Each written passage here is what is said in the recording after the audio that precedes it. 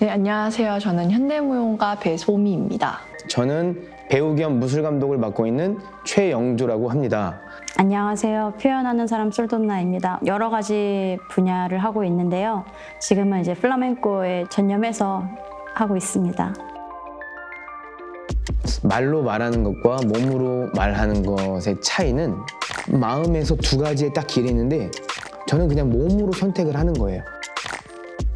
이제 말로 할 때는 자유롭다 이거 하나인데 저는 그 씬에서 이제 자유로움을 나비로 표현한다던가 제가 이제 숨을 이렇게 들이키고 나서 하고 나서 이제 이게 제가 뱉는 숨에 이게 해서 이렇게 날아가는 것처럼 해서 그게 다시 저한테 들어왔거든요.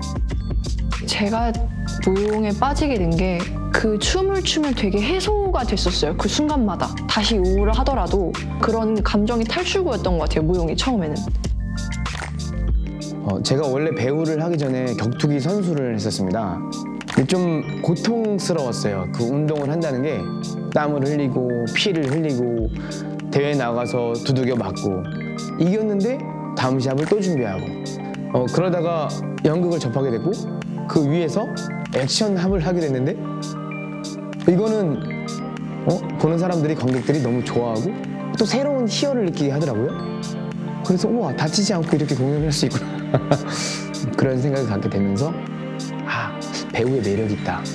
한국에 살면서도 저는 약간 이방인 같은 느낌으로 살았었거든요. 그럼 이게 내 매력이면 내가 갖고 가야지. 인정하고 끌고 가야지. 그리고 내가 뭐래도 주목을 받는다? 그러면 주목받는 일 해야지. 그럼 이 이미지에 맞는 특기를 해야 다시 무대에 설 수 있지 않을까 했던 그 시점에 카르멘? 이게 딱 떠오르는 거예요. 카르멘을 하려면 플라멩코를 해야겠다. 신체적으로 저는 힙이 좀 큰 편이어서 컴플렉스였던 것 같아요. 왜냐하면 상대적으로 이제 하체가 부해 보이고 뚱뚱해 보이고 어느 순간에 그걸 조금 더 부각시켜보자라는 생각에 남들 조금 더 많이 하는 거를 저는 조금만 해도 그들보다 더 큰 쉐입이 나오거든요.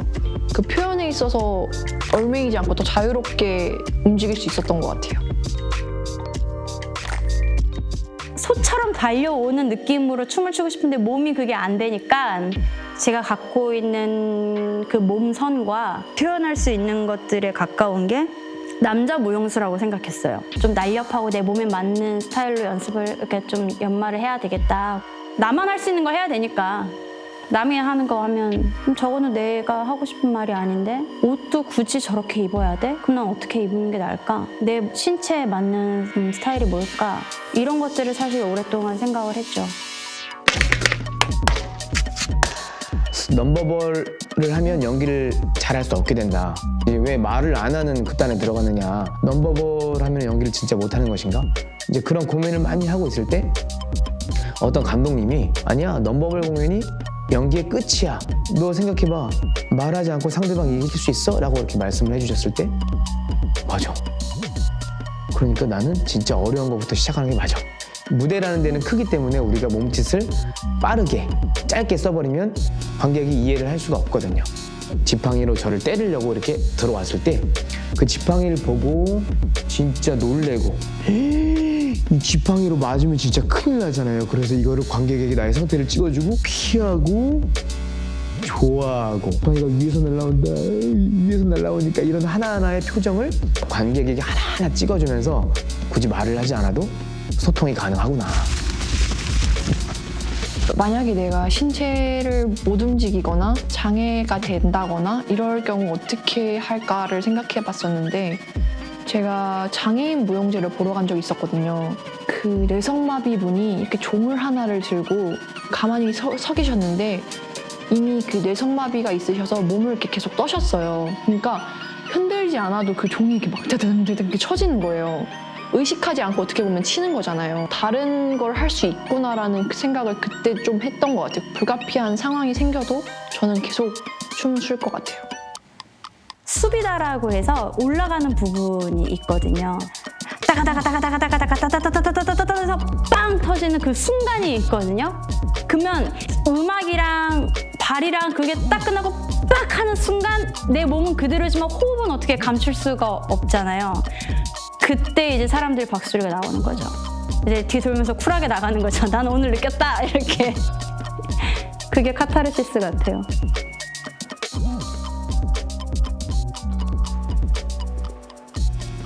이게 좀 오페라 유령 같기도 하고 되게 게임 같기도 하고요. 그러니까 이게 약간 제가 예전에 게임 그 CF를 찍은 적이 있었어요. 캐릭터였는데 그때 늑대 인간이었었는데 늑대 인간들이 다 변할 때 뼈가 막 변하면서 우두둑 우두둑 하면서 이게 변하면서 이 늑대로 변하는 그 고통을 그 안에서 이 늑대 인간으로 변하면서 이미 늑대가 돼 있었어요. 그 안에서 호흡도 늑대로, 그리고 뛸 때도 진짜 늑대처럼 막 뛰었죠. 그 신체 표현의 한계를 컴퓨터 그래픽 이런 부분이 표현을 더 확장시켜줄 수 있구나. 요즘 이런 거를 인스타그램으로 통해 조금 보고 있는데 가끔 뭔가 약간 미술 추상화 같은 느낌? 신체를 좀 해체한 것 같은 좀 느낌도 나면서 오히려 확장한 것 같은 느낌도 들면서 아니면 직접적인 무브먼트 말고도 신체를 표현할 수 있는 수단이 하나 더 생긴 것 같은 느낌이 조금 들어요. 아티스트라는 게 풀어서 설명하면 표현하는 사람이잖아요. 표현하는 사람이라면 표현을 해야 내가 살아있는 것 같은 느낌이 들고 춤도 똑같아요. 솔직하게 상대방한테 표현할 수 있는 무기, 저의 재능, 저의 말. 저한테 몸짓은 제 생각의 실마리를 풀어나가는 거. 제가 뭔가 움직인다는 거는 이렇게 불만이 있기 때문에 뭔가 이렇게 움직인다고 생각을 하는데 단 한 명이라도 소통을 할 수 있으면 저는 그걸로 되는 것 같아요.